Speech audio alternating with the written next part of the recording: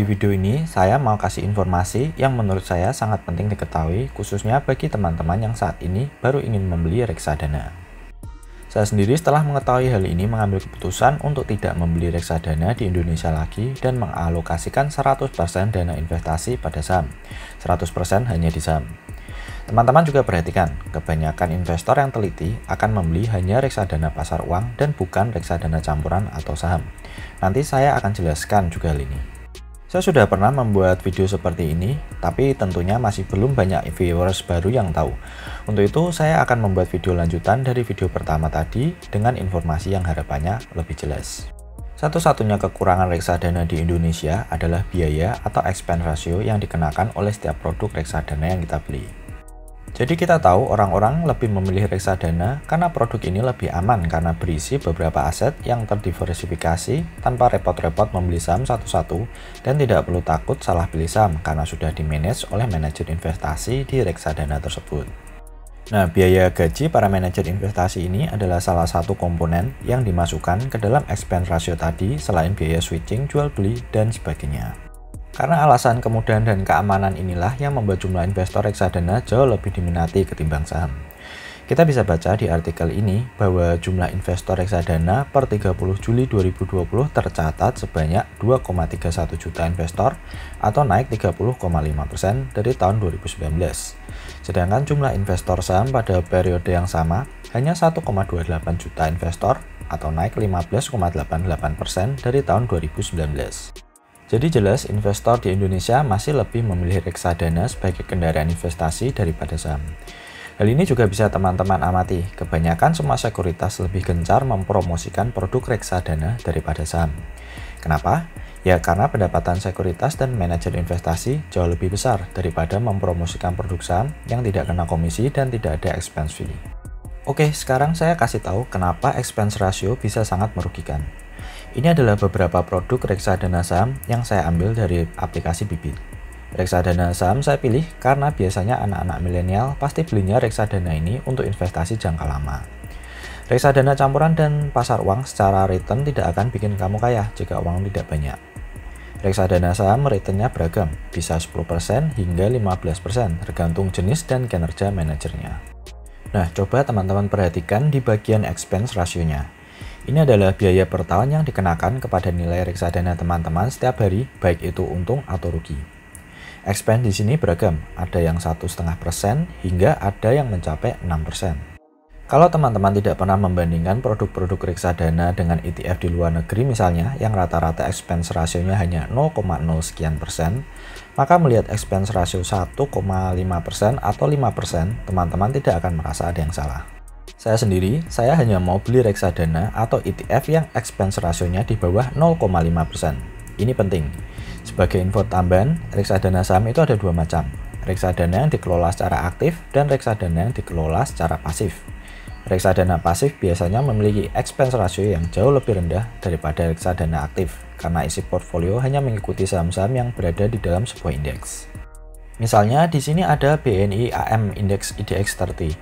Ini adalah reksadana pasif di mana isi portfolionya sama dengan saham-saham yang berada di dalam indeks IDX 30. Teman-teman juga lihat expense ratio-nya yang hanya 1,59%, jauh lebih rendah daripada reksadana aktif yang bisa mencapai 6%. Ini bisa jadi lintah penghisap darah di investasi teman-teman.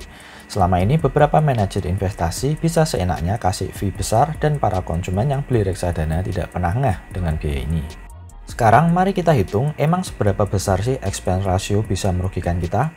Di sini saya menggunakan kalkulator fee reksadana dari nerdwallet.com. Misalnya teman-teman invest $10.000 atau sekitar 140 juta di reksadana selama 20 tahun.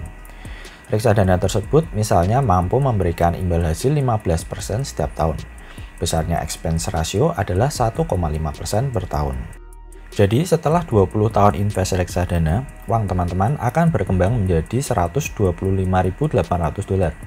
Dan dengan expense ratio yang harus teman-teman bayarkan ke pihak reksadana sebesar 1,5% per tahun, total yang diambil dari hasil investasi teman-teman adalah sebesar $37.700 atau sekitar 530 juta. Jika teman-teman tidak membayar expense ratio, maka investasi teman-teman seharusnya bisa mencapai $163.600. expense ratio 1,5% untuk ukuran reksadana lokal masih masuk akal lah. Walaupun menurut saya sudah terlalu mahal. Sekarang masalahnya, banyak investor pemula yang belum sadar, tidak pernah menghitung, dan asal beli saja. Pertanyaannya, bagaimana jika investor membeli reksadana yang memiliki expense ratio 5% per tahun? Sama seperti hitungan pertama tadi, hanya kita ganti expense ratio menjadi 5%. Dan hasilnya cukup mantap. Total investasi Anda selama 20 tahun akan diambil $96.000 atau sekitar 1,3 miliar hanya untuk membayar expense ratio. Di sini teman-teman bisa tahu bahwa hasil investasi bersih yang investor terima setelah kena expense fee adalah $67.200. Sedangkan total expense fee yang diambil dari investasi teman-teman adalah $96.300.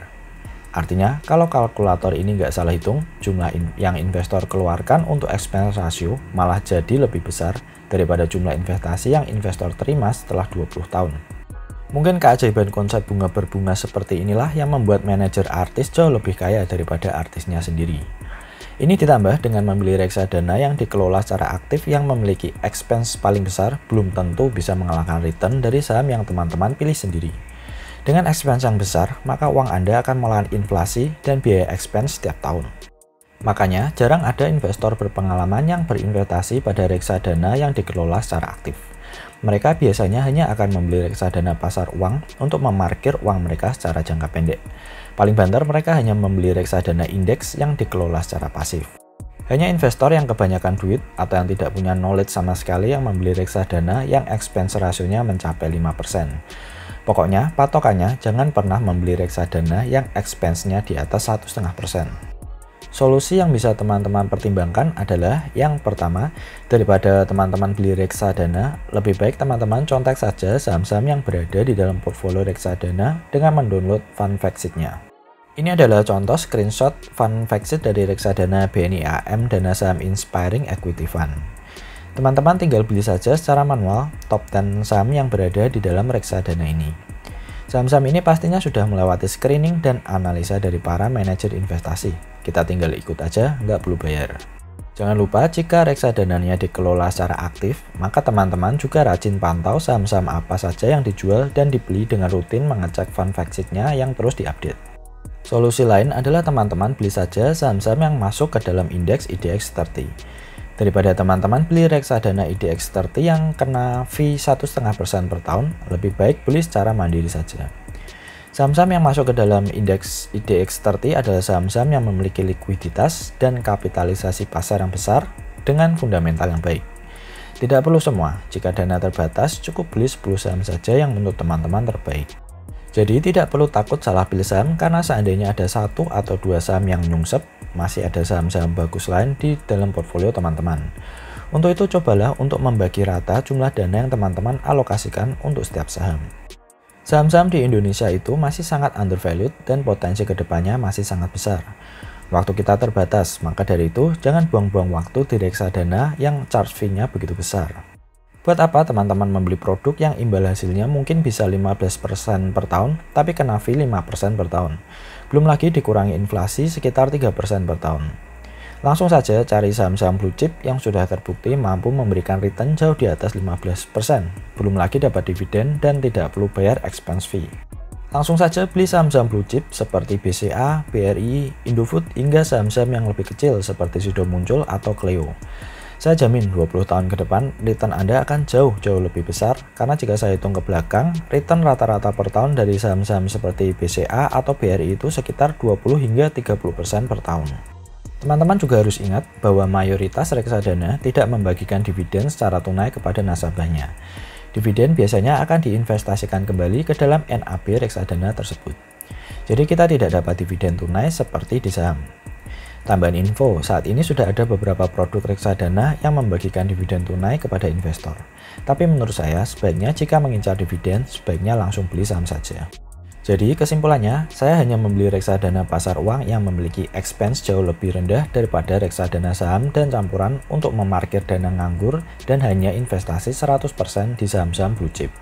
Reksadana sebenarnya merupakan salah satu instrumen investasi yang baik, tapi tidak selama expense rasionya masih berada di atas 1,5%. Oke, semoga video ini bisa bermanfaat bagi teman-teman yang masih baru di dunia investasi. Jangan lupa bagikan ke teman-teman agar lebih banyak knowledge yang bisa dipelajari oleh teman-teman lainnya.